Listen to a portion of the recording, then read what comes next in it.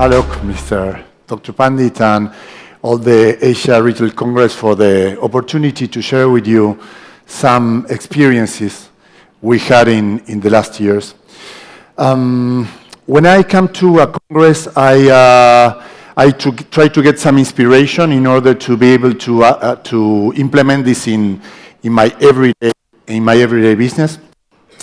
And the thing I want to share with you, it's a case that, well, Clint was talking about Amazon, and this was part of the problem that we were facing when we sat down with Carrefour in France to build an ecosystem that could start merging the physical and the digital experiences in order to be ready for this threat that was Amazon. So by this, we started empowering the consumers and involving not only the retailer, but also the brands. Although the experience is experienced in the food sector, we believe that this experience can be also used in the shopping malls with the brands that are non-food. So, as a first introduction, I'm an ex-marketing director for Walmart. I've been working for Walmart, for Carrefour, before opening my company. And I had the opportunity to work with many retailers, leading retailers in the world, in different countries, and building consumer programs. And basically, we have seen some trends that are interesting to mention that were part of the thoughts on building this collaborative ecosystem. I will ask you one small effort. Just stand up the people that has bought in Amazon in any moment. Who has bought in Amazon? Stand up, please. Well, almost 100%. And from you, did you read the ratings and reviews to take the decision? If you didn't take the ratings and reviews in terms of making a decision, stand up. If you read the ratings and reviews, you can sit down.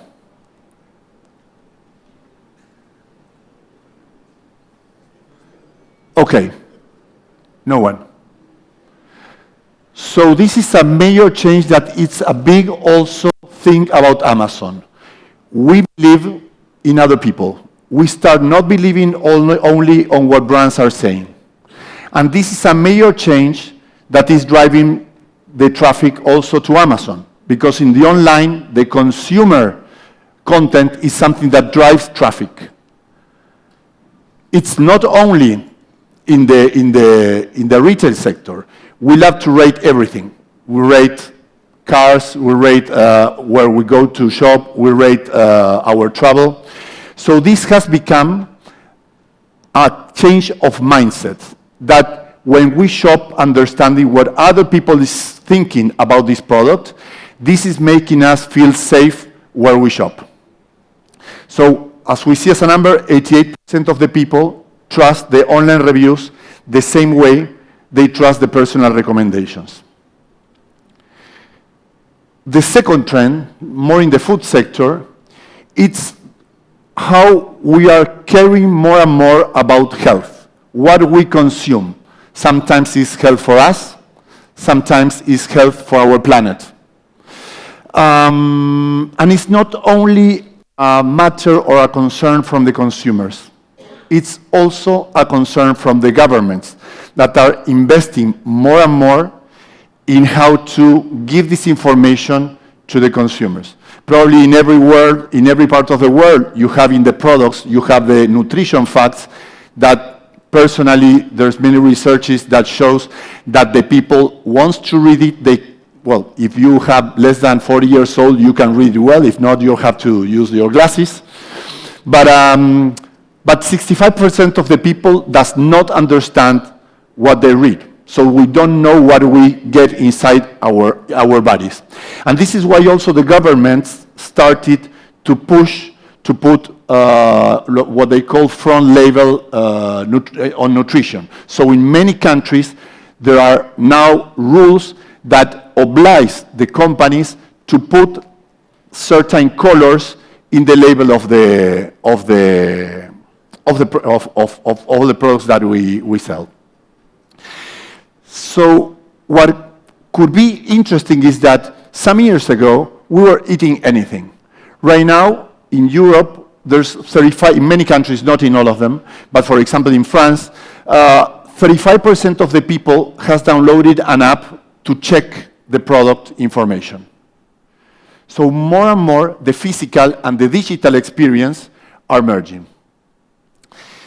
Based on these two trends, let me show you a little video of what we have started developing as a collaborative ecosystem and help the consumers. First of all, what we want, and we started with Carrefour and with these all 1,000 companies in France, is to empower people to become conscious consumers, to help them make better informed decisions based on transparent and reliable information, because we think it's what we deserve, and we think it's the way also that the brands will start changing the products to give better products to all of us.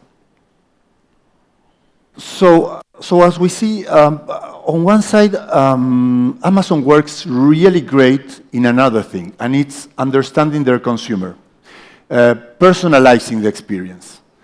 So when now we go with the physical world, that is where most of us we have our most sales. We have seen that the consumers lack transparency to buy these products in the supermarket.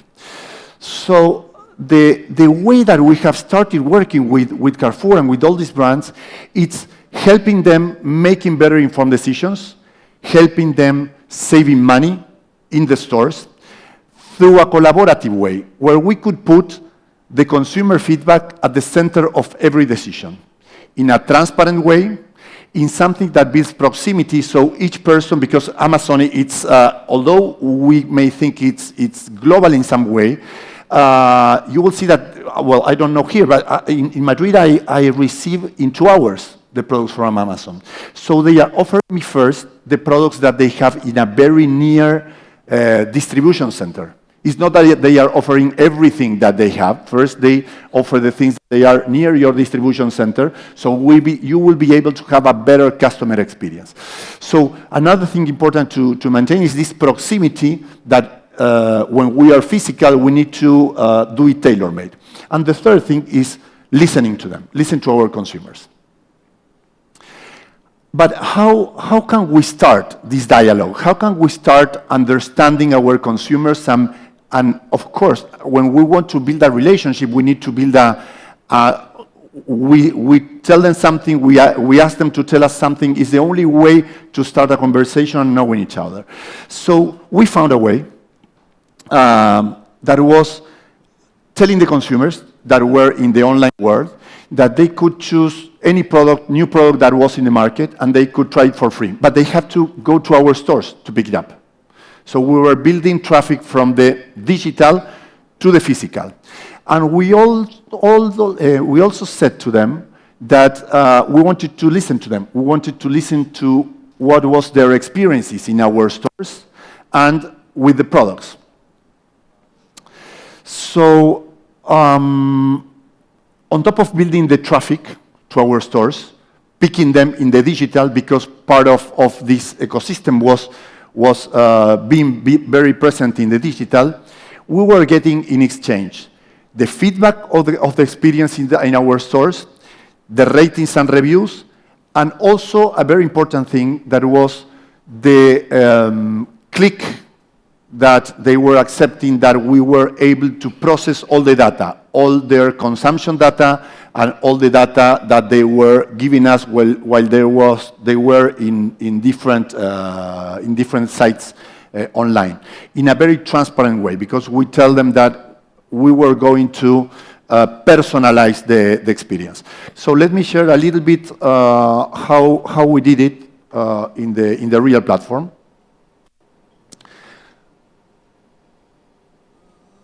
So this is the thing that it's in the Carrefour ecosystem. The first thing was letting, as a consumer, you were able to register in this platform. You were giving a lot of data because the more data you were giving to the platform, you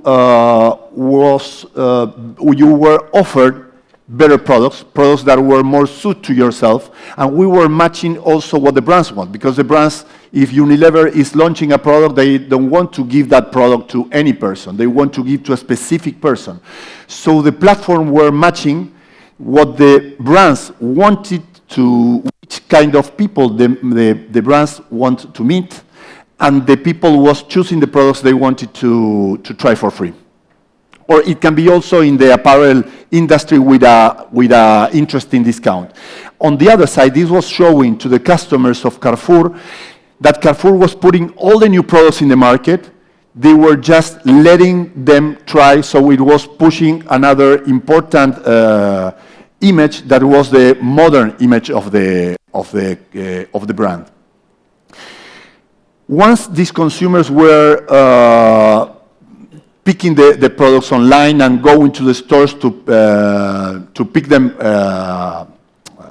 while we were building the traffic and we were generating this traffic to the stores, they were giving feedback. So they were giving us ratings and reviews. But the most important thing is that with all this data that we had from the consumers, we were starting building a kind of network, a social network, with the same structure as you may find in Facebook, in LinkedIn. The difference was that all the information that was here, it was information for improving the customer experience, for improving the consumption and the relationship with the brands. So you as a customer, you go to one store, and in this social network, you would find what the brands were doing in that store, what the store manager was going to say that they were going to do in that weekend, and you had a community of also all the things that were publishing other consumers from the store. Basically, one thing that we talked with the brands and talked with Carrefour was that Facebook, that was the place where they wanted to get contact with the consumer, with their consumers. It was not working. People were in Facebook for listening to their friends, but not to listen to the brands. You have to pay a lot to be relevant, and it's not the place. The people is not in the mood to listen to your brands. But now we were able to put all the consumers with more than 5,000 brands, given the information they wanted to have a better consumption experience. And this was the generation of content was also tracking more people when people were searching in the internet for different things. So something that for the physical retailers is very, very important. So basically, this was a way to build an online direct channel of communication with the people of your stores, doing it store by store. And again, this you could maybe think of that for using as a shopping mall with all the stores that you have inside the shopping mall. It's the same thing as the brands that are sold in a supermarket. The other important thing is that finally, if you are a shopping mall or if you are a supermarket, all this process is not paid by you, it's paid by the brands. Because with all the data that the consumers are giving, is the data that helps the brands and the private label of the retailer to improve the products and services. It's not only, it's two interfaces, one is for the consumers, the other one is for the brands to make decisions. So you have, with all these consumers, you have real-time information of what's happening with the products and assortment of your stores. And on the other side, you are having the NPS of your stores, or you can build, even in the case of the supermarkets, you build the matrix of how is your assortment in terms of how health is your assortment and how the people is rating the products. So helps you to make a balance to give a better assortment to your customers. One important thing of this is that although this seems to be at the first moment one transactional proposal to the customers, giving discounts or products for free, finally the customers, the thing that they most valued was that they were listened. That built trust towards the brands that were giving them the opportunity to listen, and towards the retailer. So I will play a little video so you can listen to what the brands, to what the customers, and also what the brands start seeing about building this collaborative ecosystem. When you build a collaborative ecosystem and you put your consumers working for you, finally it's a triple win model, because the brands that work with the retailers will be able to have access to the direct feedback, the retailers will be able to have more traffic and a differentiation in the physical and digital world, and finally the consumers are happy not only to save money, but they feel they are part of the customer experience. So the last thing we did with all this information that we were gathering from the consumers is giving the power to the consumers to have this access to transparent and reliable data on 3 axes. On the first one, when they use the ecosystem, the application, it's understanding if they will like the product. And this is also tailor-made because, of course, not everyone consumes the same way. Maybe I consume in one way, then you have a mother of 5 kids that is very difficult to get to the end of the month, so she's not caring maybe a lot about the planet, but she's caring more on having a low budget. So when we make recommendations, it's important that we do it for the right way you consume. And that's why the consumers allow us to gather all the information, because basically what they want is that they want us to give a better recommendation. The second one is the part of the health. It's going to be healthy for me or not. And again, this is all decoded with colors, so it's very simple to understand if it will be good or not for your health. And the third one is having the possibility to give discount coupons, tailor-made discount coupons, not a 50% for everyone or a 20% for everyone, but it's just giving a coupon to the people that might be able to try your product and not spend part of your resources on anyone at the same time.